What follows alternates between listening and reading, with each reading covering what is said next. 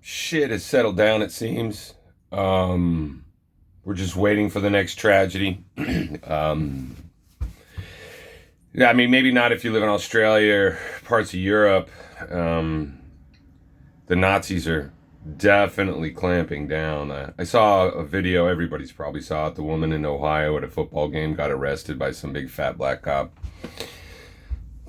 What the fuck would that have been like if that was a black woman sitting there without a mask and a white cop trying to arrest her? This fucking world has gone so fucking dystopian, it's not even funny.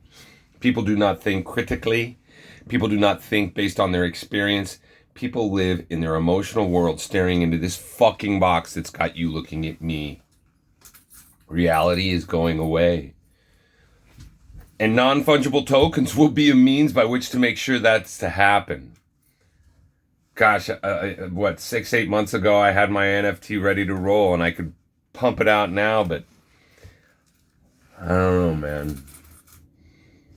There's a lot of non-fungible. Life is non-fungible. Like a tree bark is non-fungible until you throw it through an incinerator, you know? I just fungibility and reality. Kind of like these two dichotomies, ethics and morality. Like those are two huge dichotomies, and people today are living within their ethics, their etiquette, what there's defined as what is right. Morality has gone to the wayside, and the same thing's happening with reality and fungibility with these non-fungible tokens, in my estimation. We were enlightened for a century prior to my existence and lived an enlightened life. But ever since I've been born in the last 50 years, there's been a very, very small group of people that are really, really denying reality for those that live in it. And doing everything they can through these boxes and these devices, these social medias, these memes, the world of.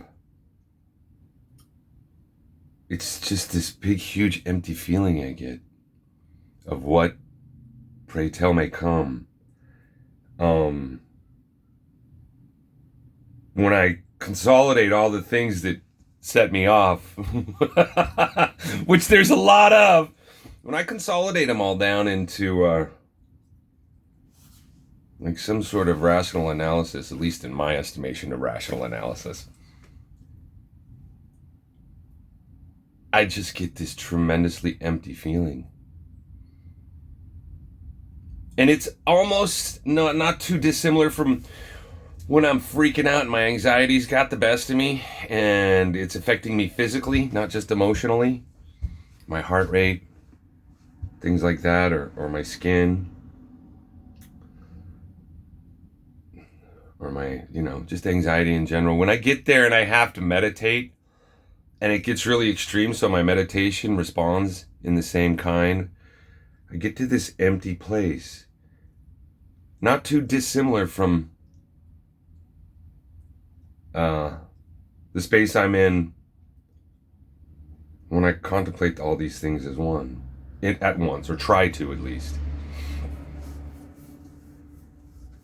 When I first started in this space, I made it perfectly clear that in my title, when I decided to jump in, my title and my presence wasn't blockchain for what is best. It was we are so fucked.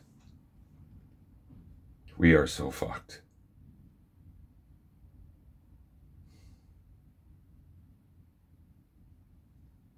I have no idea what to expect, but I'm pretty sure I'm not going to be surprised by it, even if it's aliens coming down and taking over the world. Won't be surprised by it. And for that, I'm grateful. All this bullshit that we've gone through with these masks, making China great again, making it clear that a dictator is on its way to you, and you will beg for that dictator, because leaders don't exist anymore. Those that lead by example are made fun of and mocked at. Rulers rule the day. People that live by decrees that are hypocritical in who they are, and people expect them to be hypocritical. People expect their rulers to fuck them in the ass and then look over their shoulder and beg their rulers to understand that it's not fucking deep enough. They're not getting fucked hard enough. People are living in that life. I mean, the mask wearers now in my community, they put on headphones. They're so, like, in their world, they don't even want to fucking listen to, their neighbor. They're going to be wearing blinders soon enough, not even to seeing real people. I mean, they're already there. The reality's fucking just not even existing. I got to get in the water. I'm going surfing right now. I've taken Friday off. I got to work the next 2 days.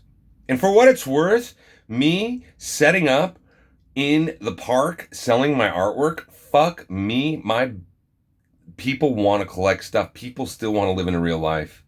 I'm very blessed. I look forward to this weekend. It's going to be very encouraging, particularly considering how few I think I have left of being able to do this. I don't know, maybe this is the new normal, and this new normal, I'm not going to bitch and complain too much about it. I'm still breathing. Still eating. Girl got a new car. We got a new car for her birthday. Got the house. Just got a house. I own a house.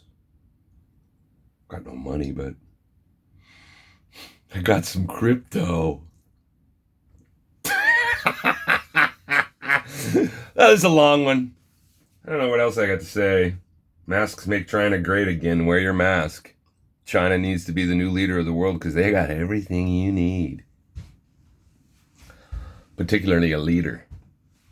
Ain't gonna take no shit.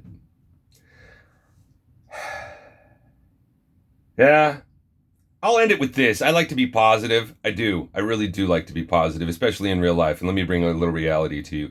In India, there was a watershed moment. India has had India's culture, like the preponderance, not the vast majority, but a very close to like 40% of the people live agriculturally, live and farm. And the reason that it's this way is because for decades, I don't even know if it's centuries, but the government has always provided a place where the Indian farmer can go get a set amount of money for whatever they grow, right? And because of this, it is provided the opportunity for middlemen to come in. Like in 1917, the reason Pike Place in Seattle was created was because the people that owned the property there and that where they were selling it was a farmer's market where all the farmers sold their food because it was centralized. When they came there, the farmers typically got fucked. They got fucked because the people that were selling the food were always arbitraging the price from what the buy and the sell to the consumer. And the farmers eventually created Pike's Place. And that was created on behalf of the government and still is regulated today, where only the producers can sell their shit. And it created a huge opportunity. I mean, essentially capitalism, right? So India has had the opposite of this for decades. And with such a huge preponderance of people living agriculturally, it's really not allowed them to come into the kind of existence you and I have grown up to know.